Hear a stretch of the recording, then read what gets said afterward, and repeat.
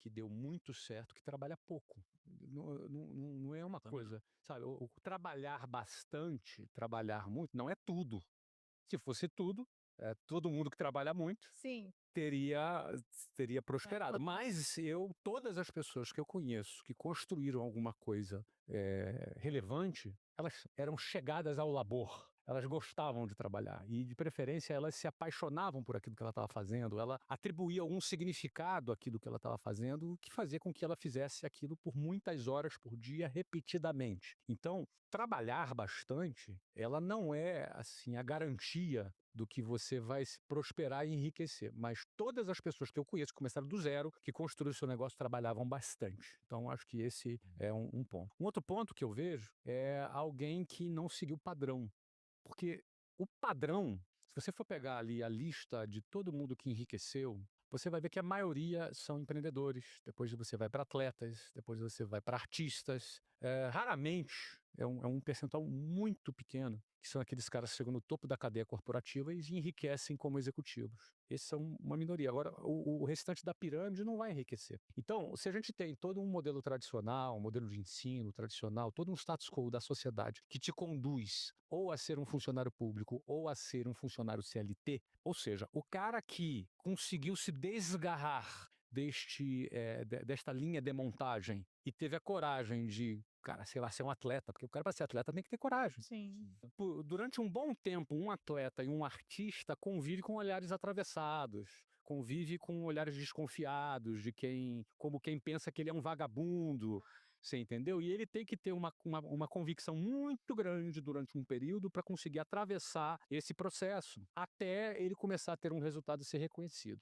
Então, e muitos não conseguem ser reconhecidos Sim. nunca, jamais. É. Então, assim, esse cara, ele tem que ser um cara um pouco rebelde, um pouco fora do padrão, um pouco saindo, sabe? Geralmente vai ser aquele cara que sofreu bullying na infância, sabe? Aquele cara que vai ser aquele cara que não era muito popular e, de Sim. repente, ou era taxado como problemático, e, de repente, esse cara, por ser diferente, ele pega um caminho que vai levar ele à prosperidade, porque os caminhos que levam à prosperidade são, na maioria das vezes, estatisticamente, fora da linha de montagem natural da sociedade. Então, eu acho que essa característica do cara ser um pouco diferente, eu percebo nas pessoas que se deram muito bem, que cresceram, você vai ver alguma história ali desse cara, ou é de bullying, ou é de diferente, ou que foi expulso da escola, ou alguma coisa diferente, não é? O muito certinho, o inteligentão muito certinho, geralmente vai trabalhar para o problemático. O muito inteligente, geralmente, trabalha para o mais corajoso. É verdade. E o mais corajoso é o fora do padrão, porque o padrão é diferente. Então, eu também citaria essa característica aí que tem. Outra coisa é o cara um pouco obcecado. Todo cara que deu certo, ele é um cara meio obcecado, entendeu? É uma palavra negativa, obcecado, parece uma coisa. Pode não ser saudável em alguns momentos, não é? Mas ele é um cara que não tira as coisas facilmente da cabeça. Ele é meio obcecado com aquilo. Ele acorda pensando naquilo, ele dorme pensando. São características que me vieram à mente agora de pessoas que eu conheço que deram certo. Você percebe essas características em comum. O que me veio aqui é que o cara que fica milionário, a mulher que fica milionária, ele é como um carro que é abastecido com combustível diferente. Então, assim, o combustível de quem fica milionário é diferente. É a mesma pessoa, mas ele é abastecido com combustível diferente. E eu acho que quem fica milionário no Brasil é alguém que é abastecido com ódio, raiva ou uma obsessão e muito tesão, assim, por alguma coisa. Eu acho que essa pessoa fica rica. As outras pessoas, na minha opinião, elas têm muito mais dificuldade de atingir algum resultado muito diferente. Por quê? Porque se a gente for olhar sob a ótica de uma pirâmide financeira no Brasil ou no mundo, você sempre vai ver que no topo da pirâmide você tem poucas pessoas muito ricas e você tem uma base da pirâmide com muita gente que não tem um grande patrimônio. O que a gente enxerga numa pirâmide dessa? A gente vê que a minoria vai chegar num grande resultado, mas a maioria pensa da mesma forma. Então, para essa pessoa ter um resultado diferente das outras, ela vai ter que fazer alguma coisa diferente das outras. E para ela fazer alguma coisa diferente das outras, ela vai ter que se fazer perguntas diferentes das outras. E ela vai ter que criar afirmações também diferentes das outras. Então, para mim, quem de alguma forma fica milionário é quem faz a segunda pergunta. A primeira pergunta é a que todo mundo faz. Agora, a segunda pergunta é a que pouca gente faz. Então, a segunda pergunta seria esse segundo grau de pensamento, mas talvez de uma forma menos filosófica e muito mais instintiva. Porque quando o Flávio falou do cara que sofre bullying ou tem algum pensamento diferente, eu também, as pessoas que eu conheço que são ricas, elas têm um probleminha, cara.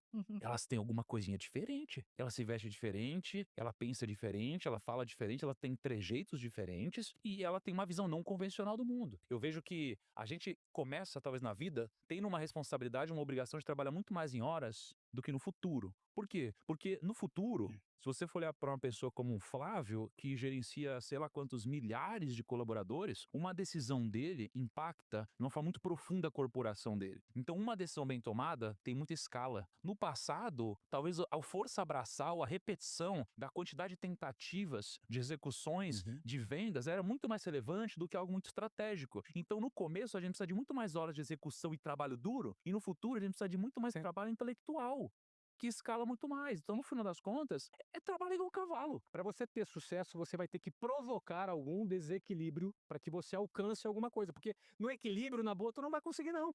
Então vai ter que ser uma superação, vai ter que ser um trabalho extra, vai ter que ser uma ideia genial que tu teve às 3 horas da manhã, vai ter que ser, sabe, um insight que você teve com a tua equipe, a equipe unida trabalhar. Ou seja, você precisa provocar um desequilíbrio na tua vida para alcançar alguma coisa. Você gastar 4 horas e meia no trânsito é um desequilíbrio. Isso desmonta muito, isso que o Thiago está defendendo, eu concordo com ele, desmonta muito esse mundo ideal do equilíbrio, que pode, inclusive, frustrar quem assiste isso, porque, cara, é inatingível. É inatingível, né? A pessoa que constrói patrimônio ao longo da vida, ela tá pensando em mais do que, cara, vou fazer um negocinho aqui e vou ganhar um dinheiro. Você, por exemplo, não pensou só em ganhar um dinheiro com venda, você quis criar um negócio. E aí depois você foi pra visão do equity, de fazer esse negócio ter valor de mercado, para que ele possa ser vendável. Aí você vendeu, aí você comprou de novo. Aí você foi fazer outros negócios, sempre com essa visão de que, olha, eu vou ganhar um dinheiro aqui, mas o principal tá no valor da empresa que eu tô criando. Porque ninguém vence esse jogo pensando no curto prazo. Mas existe aqui alguns aspectos do pensar em longo prazo que eu diria para você que, se o cara não tiver atento, ele pode fazer tudo certo com o dinheiro dele, pensar no longo prazo com o dinheiro dele, mas ele se ferrar. Por exemplo, uma boa fórmula para ficar pobre: divórcio. Para ficar muito pobre, o segundo divórcio.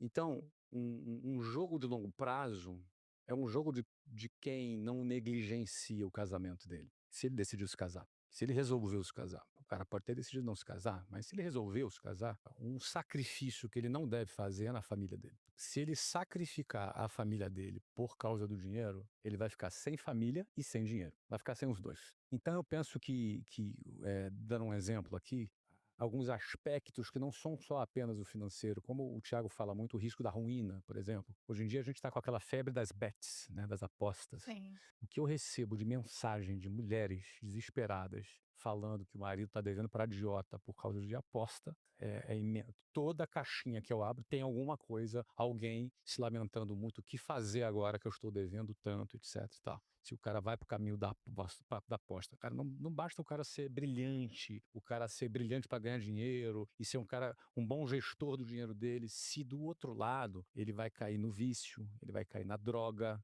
ele vai cair em negligenciar a família dele. Então, eu não estou nem defendendo o aspecto moral dessas questões, estou defendendo o aspecto financeiro dessas questões. Sendo pragmático. Sendo pragmático, não é? Cuide bem da sua família.